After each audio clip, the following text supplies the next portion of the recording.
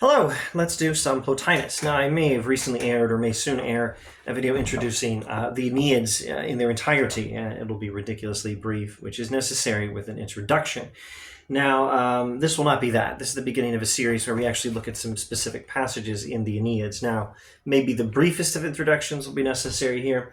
Plotinus is an ancient philosopher, and he is a Platonist philosopher, and his book is called The Aeneids, and it's written originally in Greek. What I'm holding here is the public domain translation by Stephen McKenna, adequate for most purposes. And let's see. Let's define the term Aeneid. Aeneid is a group of 9. This has nothing to do with the Aeneid, the Aeneid of Virgil. That's epic poetry. This is not epic poetry. This is philosophy. You can make connections for sure. I'm sure it's been done by Robert J. O'Connell, for example. But never mind that.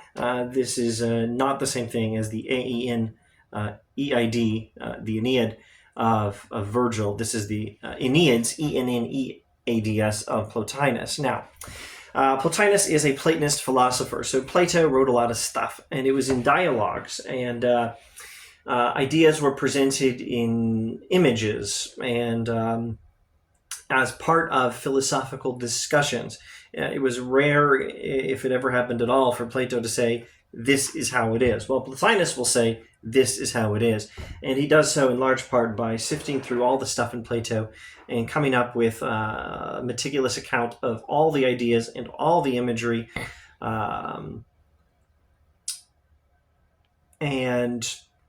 Explaining what we should make of all the things in the writings of Plato. Think of Plotinus as the greatest commentator on Plato's writings, and you'll be well on your way to understanding what's going on with the Aeneids. That's not all there is, but that's a good start anyway. So the good in the Republic and beauty itself in Symposium, and the ascent in the Myth of in Republic Book 10, and the ascent towards the end of the Phaedo, and then the account of recollection in the Phaedo and the account of recollection in the Meno, and wisdom as an eros for beauty itself in the Symposium, and then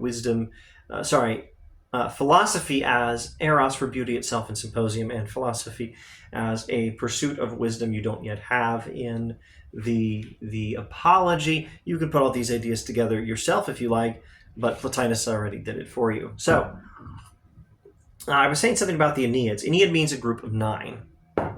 And there are 6 Aeneids, each having 9 sections, treatises, tractates. The word McKenna uses is tractate, Tractate.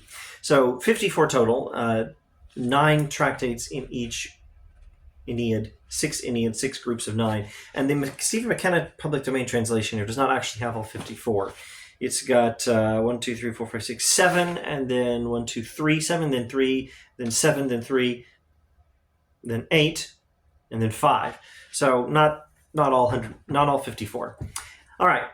In this video, let's look at Aeneid number 1, tractate number 2. Let me double check that there. Aeneid number 1, tractate number 2 on the virtues. And since Plotinus begins talking about evil, maybe I should say something about evil. All right, let me just say this. This is the insight on evil that was so important in the development of the thought of St. Augustine, the Christian church father. Evil is not a thing in itself. It is a lack. It is an absence of good. And in the Plotinian metaphysics, evil is a thing that happens in this lower physical world, and that's because we're lacking a certain level of goodness of the higher immaterial, non-physical world. And for now, we'd best leave it at that. You want an overview of Plotinus metaphysics? Well, I'm not up for it at the moment, maybe later. And at any rate, hopefully I've already done it in that other video introducing the Aeneids. Second tractate of First Aeneid. Since evil is here, haunting this world by necessary law, and it is the soul's design to escape from evil, we must escape hence. We must escape the evil of this world. We must escape. The soul must return to its divine origins, and in escape the considerable lack of reality that characterizes this lower world. But what is this escape?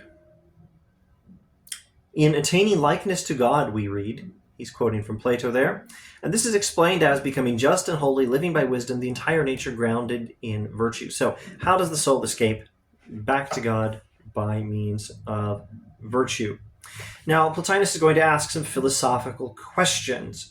But does not likeness by way of virtue imply likeness to some being that has virtue? So virtue is how we escape to God, but also virtue means attaining likeness to God, or it's the escape is by virtue. The escape back to God is by virtue, but the escape is recovering a likeness to God. And if recovering a likeness to God and having virtue are the same thing, doesn't that mean God has virtue? Well, thus Plotinus asks, to what divine being then would our likeness be, etc.? What could be more fitting than that we, living in this world, should become like to its ruler? But at the beginning we are met by the doubt whether even in this divine being all the virtues find place. In other words, should we really say that there's virtue in God? And here's a beginning of an answer. I'm skipping some of the text, of course. Does this power possess the virtues? God. Maybe I do have to give a brief overview of Plotinian metaphysics, though I sure wasn't hoping to here. Plotinus talks about three gradations of divinity, three levels of divinity. There's the ultimate level, the one, the highest being the ultimate reality. And as scholars discuss what precisely these words mean and what exactly is the word we should use, but an emanation from or an illumination of,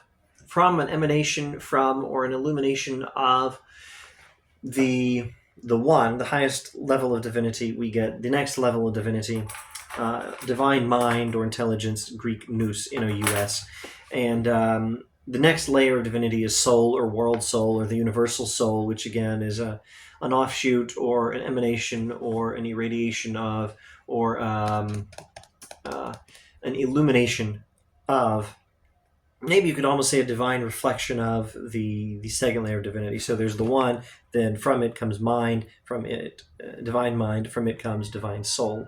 And I'm using these words and not explaining what they mean.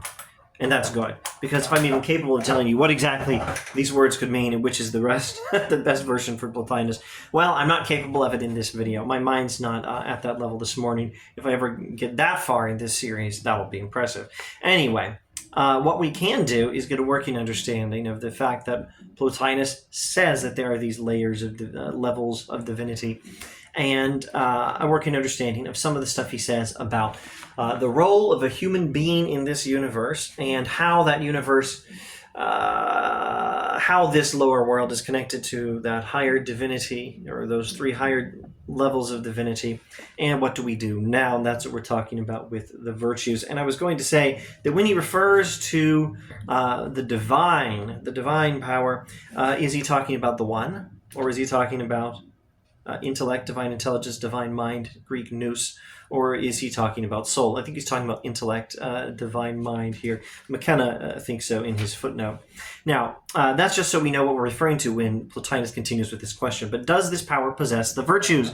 Does divine intellect possess the virtues?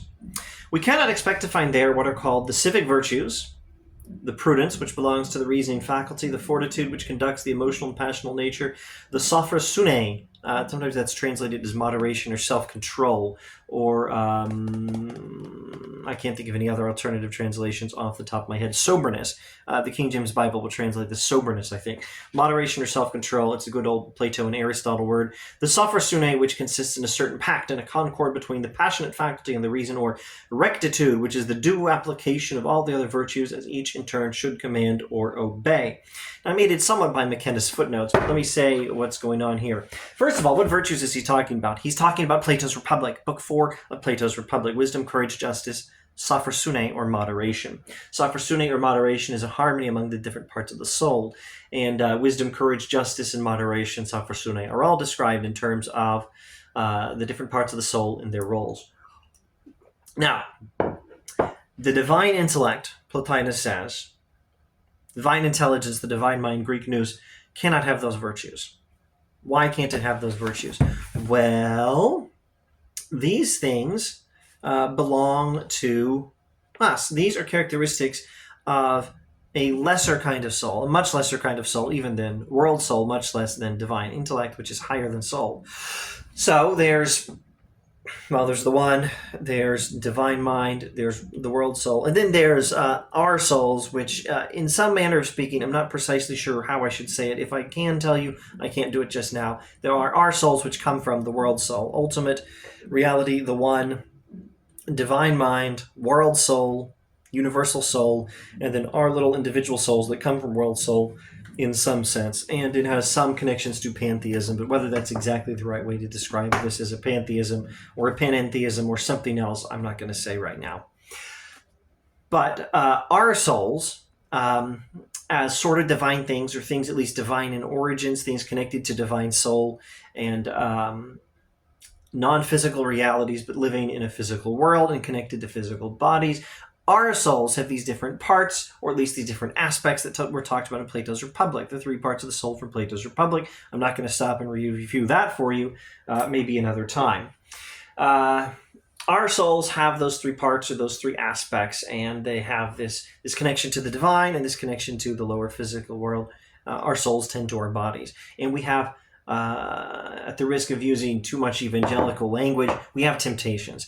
We have, let's switch back towards more Platonic language. We have desires that pertain to the body, like, food, sex, sleep, drink, in this case tea, but also, less stuff that's more of a threat to sophrosyne, like sexual desires and desire for candy and things like that. And so for a life in this state, as a soul like this, connected to a body like this, in this world, and a soul with these different parts or aspects that have these different functions, we need those virtues. We need the virtues of prudence, fortitude, sophrosyne, rectitude, or wisdom, courage, justice, wisdom, courage, moderation, and justice, what Plotinus calls the civic virtues. Now, these are, of course, connected to life in society with human beings, which is what you would very much expect from a commentary on Plato's Republic,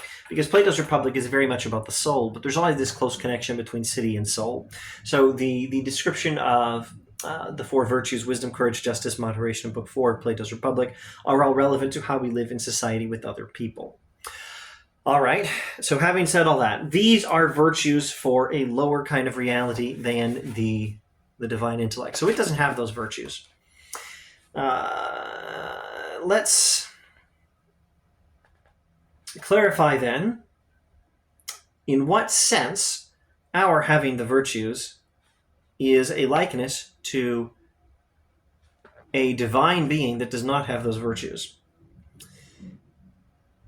Is likeness then attained perhaps not by these virtues of the social order, but by those greater qualities known by the same general name?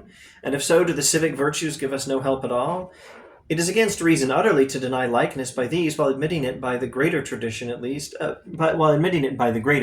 Tradition at least recognizes certain men of the civic excellence as divine, and we must believe that these two had in some sort attained likeness. On both levels there is virtue for us, though not the same virtue. There are different levels of virtue, different categorizations of virtue, more on that shortly. Now if it be admitted that likeness is possible, if the soul can be like God, though by a varying use of different virtues, and though the civic virtues are not sufficient, there is no reason why we should not, by virtues peculiar to our state, attain likeness to a model in which virtue has no place. Our souls can have virtues that are a likeness of the God that does not have the virtues. Why doesn't it have the virtues? God is beyond the virtues, particularly these civic virtues, but also beyond other virtues. More on that just now. But is that conceivable? When warmth comes in to make anything warm, must there needs be something to warm the source of the warmth? If a fire is to warm something else, must there be a fire to warm that fire? So now he's inviting us to think about first cause. The virtues in us human beings are an imitation or a likeness of, or a striving to recover a closer resemblance to the nature of the divine. And the divine is the source and cause of the virtues in us. The virtues in us are an imitation or likeness of the divine. And so, of course, the divine doesn't have the virtues. The divine has that goodness of which virtue in us is only a likeness. Now, this video has gone on longer than I anticipated. I think I'll just wrap some of this up just in a little bit. I want to clarify the distinction between the civic virtues and the purifying virtues, the purificatory virtues. Let me see what other language I've used in the past. Purificatory virtues. The civic virtues, skipping a page or two, the civic virtues on which we have touched above are a principle of order and beauty in us as long as we remain passing our life here. They ennoble us by setting bound and measure to our desires and to our entire sensibility and dispelling false judgment. Hey, it's just what I said. These virtues, wisdom, courage, sophrosune, justice, as we've been describing them, these are the virtues that are meant to help us live a good life as embodied beings inhabiting the physical world. Etc. To Plato, unmistakably, there are two distinct orders of virtue, and the civic does not suffice for likeness. Likeness to God, says Plato, is a flight from this world's ways and things, etc. No, let's not, etc. Let's keep going. In dealing with the qualities of good citizenship, he does not use the simple term virtue, but adds the distinguishing word civic, and elsewhere he declares all the virtues without exception to be purifications. But in what sense can we call the virtues purifications, and how does purification issue in likeness? As the soul is evil by being interfused with the body, evil still not being a thing in itself, but a certain lack of goodness, which is very much what happens in these lower regions of reality. We lack a lot of the goodness of the higher regions. And by coming to share the body's states and to think the body's thoughts, so it would be good, it would be possessed of virtue if the soul threw off the body's moods and devoted itself to its own act, the state of intellection and wisdom, never allowed the passions of the body to affect it, the virtue of sophrosune, knew no fear at the parting from the body, the virtue of fortitude, and if reason and the intellectual principle ruled without opposition, in which state is righteousness or justice, I expect that'll be the Greek word dikaisune, such a disposition of the soul, become thus intellective and immune to passion, it would not be wrong to call likeness to God. All right, let me see if I can paraphrase some of that.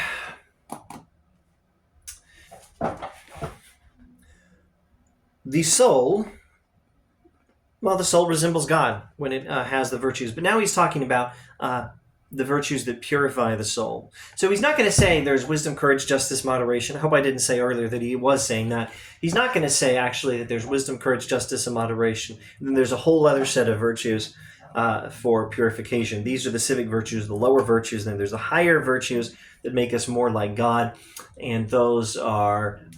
and then name a list of another 4 virtues or 3 or whatever is the number. In fact, I think he's actually saying there's the lower forms of wisdom, courage, justice, moderation, and those are the civic virtues. And then there's the higher forms, the purifying virtues, wisdom, courage, justice, moderation. And here he's talking about Plato's Phaedo, which is all about the soul being purified from the body's influence. So, when the soul achieves a higher degree of independence of bodily influences, a stronger connection to, attachment to, awareness of, and attention to the divine, when the soul is more properly focused on God rather than on the physical world, we have intellection or wisdom, the virtue of wisdom. We never allow the passions of the body to affect the soul, sophrosune, or moderation. We are not afraid of death, that's the virtue of fortitude or courage. And reason and the intellectual principle rule without opposition. Reason governs your life, not any lesser desire or interest, and that is the virtue of righteousness or justice. So he's still connecting a whole lot of ideas from Plato's Republic, but now he's talking about these ideas in terms of Plato's Phaedo, where the soul being purified of bodily influence is the whole point of the virtues. And this is the higher virtues, the purificatory virtues, but as I understand the text, It's not a different set of virtues. It's more like higher forms of the same four virtues. And I think I should stop at this point unless I'm going to say something about what are the aspects of God to which, what are the aspects of God of which these virtues in us are a likeness? What form then does each virtue take in one so lofty? Wisdom and understanding consist in the contemplation of all that exists in the intellectual principle. So the perfect contemplation and understanding of the divine mind, that is what human wisdom corresponds to.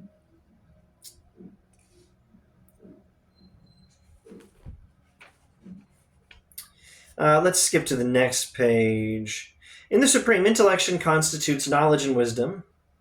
Self-concentration is saphrosune. So what in human beings is moderation or self-control or temperance, that's the other translation, temperance, or the virtue of saphrosune, that corresponds to the self-concentration of the divine mind. Its proper act is its dutifulness, its immateriality by which it remains inviolate within itself is the equivalent of fortitude. So the non-physicality of the divine mind makes it inviolate within itself, makes it invulnerable, unchanging, constant.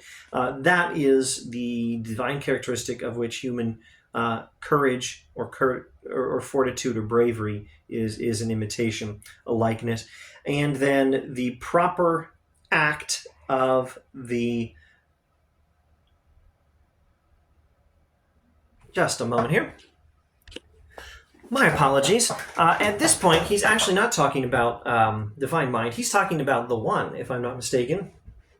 A moment ago, he was actually talking about the divine mind when he talks about wisdom and understanding consists in the contemplation of all that exists in the intellectual principle. But then when I went to this next part, in the supreme, intellection constitutes knowledge and wisdom. Now he's talking about that in the one, the ultimate reality, which human virtues correspond to.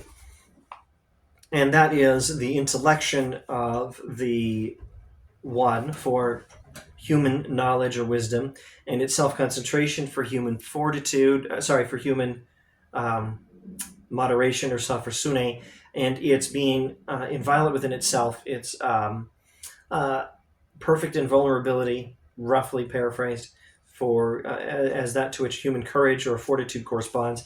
And then its proper act is its dutifulness. That is what human justice corresponds to. In the soul, the direction of vision towards the intellectual principle is wisdom and prudence. Soul virtue is not appropriate to the supreme, where thinker and thought are identical. All the other virtues have similar correspondence. So he's going to say human wisdom or prudence corresponds in that third layer of divinity, not the one, not divine intellect, but the universal soul. Human wisdom corresponds to the direction of vision towards the intellectual principle in the soul. So ultimate reality, the one, next layer down, divine mind, next layer down, but still divine, the world soul, the universal soul, soul with a capital S. Soul with a capital S is looking upward and contemplating the divine mind. That looking upward is for it what wisdom is for us.